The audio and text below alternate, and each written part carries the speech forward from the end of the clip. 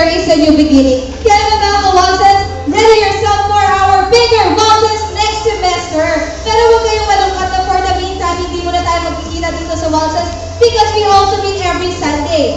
We are inviting all of you guys to our Sunday service, and that will be held at PICC 4-3 with our free time slots 10 a.m., 1 p.m., and 3 p.m. At tuloy-tuloy pa rin ang ating Pistol training at 8 a.m., 11:45 a.m., and 4:45 p.m. And for other schedules, guys, just contact your cell leader or your net leader. Tama ka dyan, Mel. And starting tomorrow and on October 26, we are going to be wild and amazed because people are going to make that public declaration of undergoing water baptism in Ternate, Cavite. Meron ba dito kasama?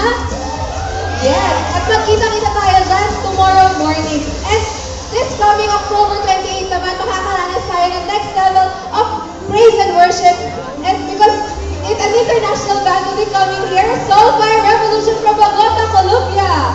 Yan, and 100 pesos lamang po ang tickets, kaya naman huwag na tayo magpakuli. I-register na natin ang sarili natin for that concert. Ako din yan, nakapag-secure na ako ng tickets yan. At kinabukasan nga ng event na yan ay ang biggest event of the year, ang ating G12 National Conference. Kaya naman guys, ngayon pa lang mag-register na kayo and keep in touch with your cell leader or your net leader. Yan ang nagaganap sa World Trade Center on October 29 and 30.